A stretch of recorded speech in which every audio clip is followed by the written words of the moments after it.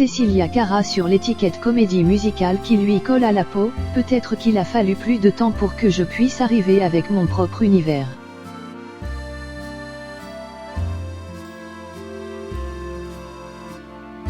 Cecilia Cara, qui a sorti son album franco-espagnol Paris-Bogota le 21 mai, a accepté de répondre à nos questions.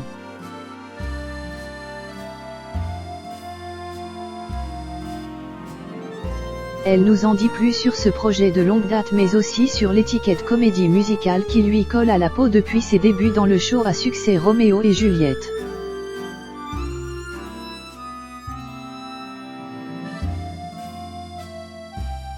Le grand public l'avait découverte en 1999, grâce au rôle de Juliette qu'elle interprétait dans la comédie musicale à succès Roméo et Juliette aux côtés de Damien Sargue.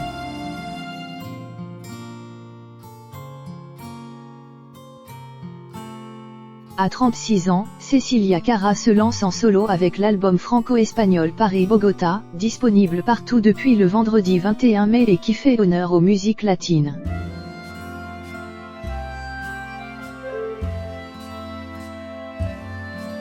Et vous pourrez même y entendre la voix de Célestin, fils de la chanteuse née de ses amours avec Arthur Junio. Elle a accepté de nous en dire plus sur ce projet musical.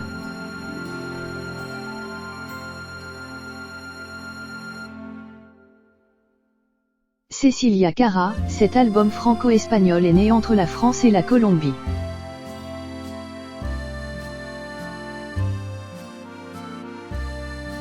Télé et loisirs, quelle était l'idée de départ de cet album, Paris-Bogota?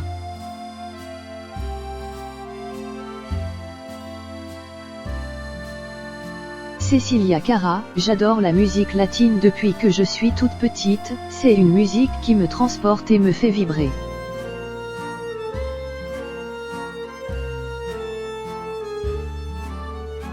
Mes parents écoutaient beaucoup de styles différents, dont de la musique latine, ça a peut-être éveillé mon amour pour cette musique-là.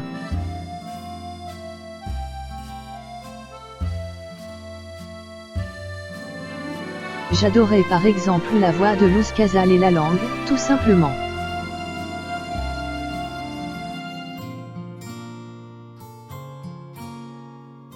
Puis, en grandissant, j'ai beaucoup dansé de danse latine, salsa, cha-cha-cha, bachata.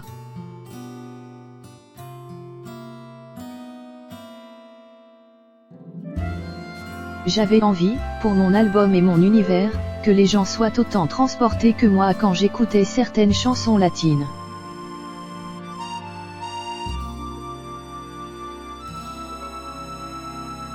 Quel lien entretenez-vous avec Bogota et la Colombie?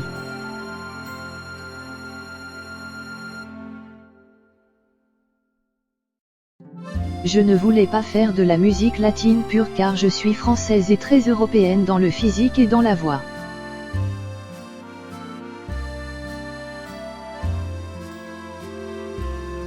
Même si j'ai des origines espagnoles du côté de ma grand-mère maternelle.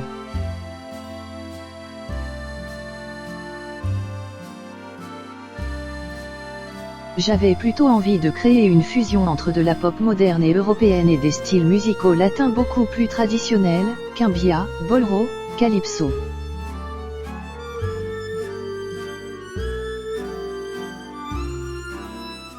J'ai eu besoin de partir en Amérique latine et plus précisément en Colombie, qui pour moi est un des berceaux de la musique latine.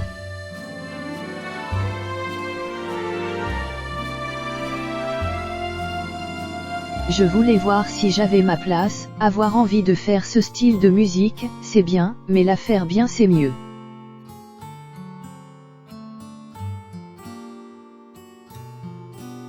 J'ai eu un énorme coup de cœur pour les gens que j'ai rencontrés, le climat et la richesse musicale.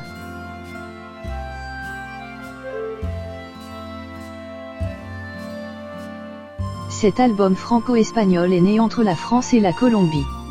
Il est majoritairement en français mais j'avais envie de créer cette fusion.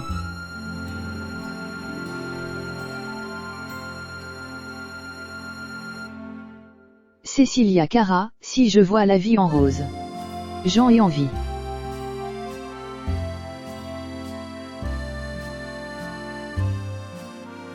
Dans le titre Mama Terre, vous dites que l'essentiel est là, devant nous.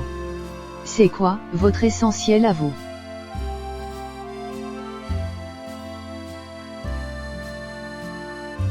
Les gens que j'aime. Qu'ils aillent bien, qu'on soit tous en bonne santé et qu'on soit heureux, en toute simplicité. La base de mon essentiel, c'est vraiment ma famille.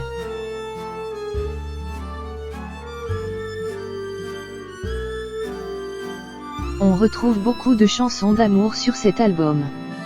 Peut-on en conclure que vous voyez la vie en rose?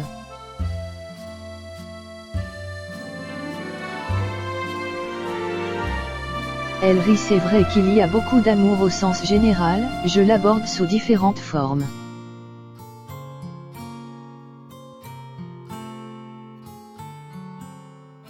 Si je vois la vie en rose, j'en ai envie. En tout cas, j'ai pensé cet album pour qu'il apporte du soleil aux gens, quoi qu'il arrive dans leur vie.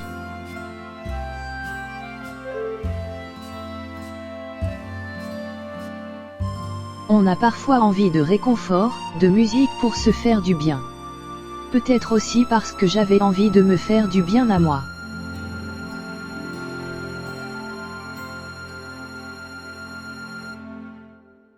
Cecilia Cara sur l'officialisation de sa séparation d'avec Arthur Junio, c'était pour clarifier les choses.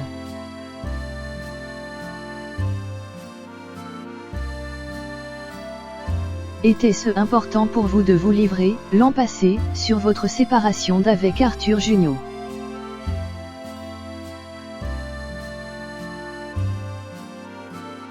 C'était pas forcément important parce que je suis plutôt, en général, discrète sur ma vie privée.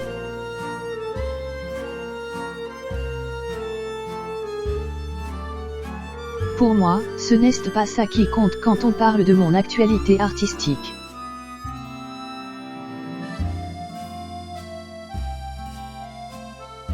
Mais c'était pour clarifier les choses car beaucoup de journalistes pensaient qu'on était encore ensemble.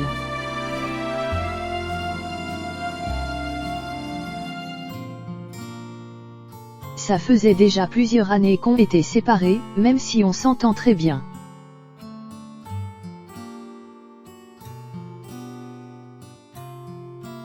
Racontez-nous comment vous est venue l'idée de poser dénudé sur la pochette de Paris-Bogota.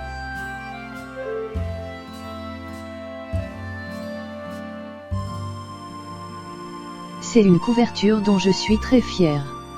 C'est un photographe et ami, Stéphane Mucchielli, qui en est à l'origine.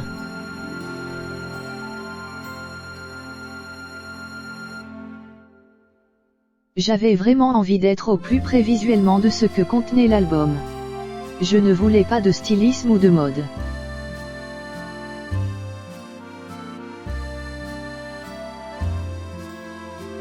Je n'avais pas envie d'artifice, je voulais être au plus simple, au plus pur et au plus nu et imaginer elle européenne, la française.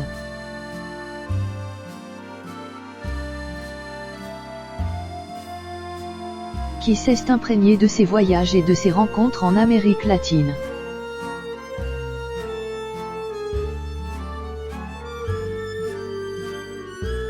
Car ces dessins que j'ai sur le corps, ce sont des molacanas qui sont à l'origine des tissus superposés et cousus, traditionnels de Colombie et du Panama.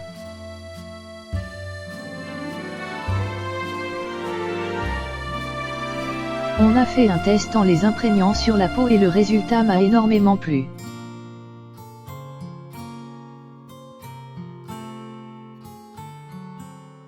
D'ailleurs, dans l'introduction de l'album, il y a une phrase qui correspond très bien à cette image.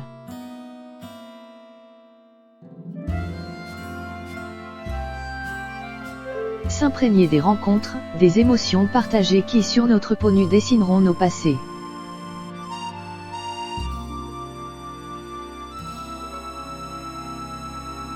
Vous sortez cet album en solo après avoir chanté dans de nombreuses comédies musicales, Roméo et Juliette, Grise, Jules Verne.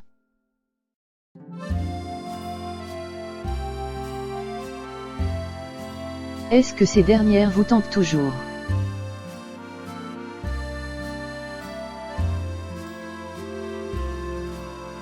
J'adore être sur scène et j'ai eu la chance de travailler sur plein de projets différents.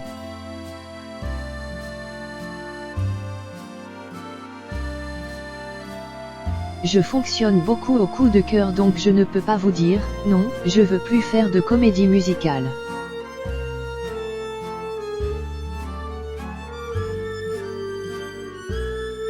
Elle rit, ça fait partie de mon parcours, j'ai adoré ça et j'adore toujours ça.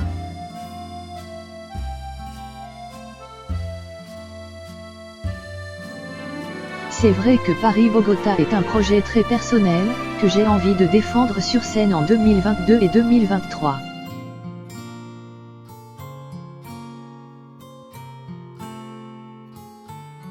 Mais s'il y a en parallèle des projets de comédie musicale qui me plaisent et sont en accord avec ce que j'ai envie d'interpréter aujourd'hui, pourquoi pas?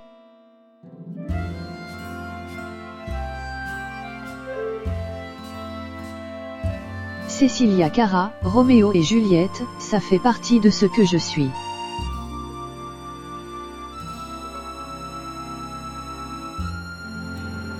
Et qu'avez-vous envie d'interpréter aujourd'hui, justement?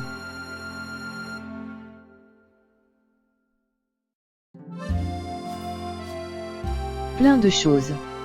Mais si c'est une comédie musicale qui peut être dans la couleur de mon album, j'adorerais. On verra de quoi l'avenir sera fait.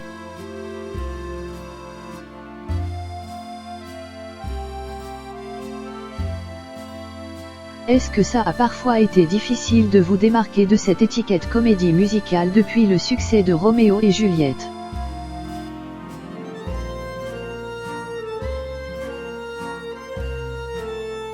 Oui et non. Dans le sens où, aujourd'hui, on me parle encore beaucoup de Roméo et Juliette, ce qui ne me dérange absolument pas car ça fait partie de ce que je suis.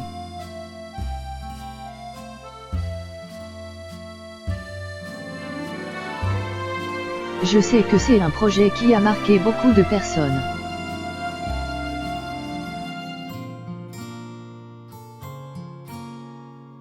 Je le vois encore dans les messages que je reçois du monde entier, Roméo et Juliette, ça a bercé notre enfance, on a grandi avec vous.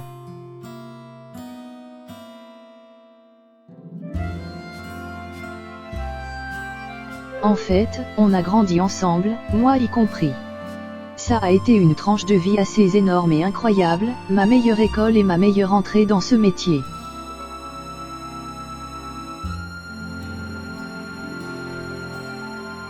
Et peut-être qu'on me parlera encore de Roméo et Juliette toute ma vie.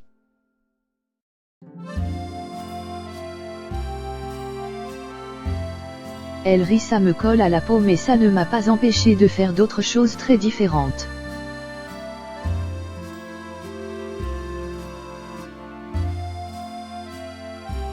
Mais peut-être en effet qu'il a fallu plus de temps pour que je puisse arriver avec mon propre univers et trouver la liberté de pouvoir le faire.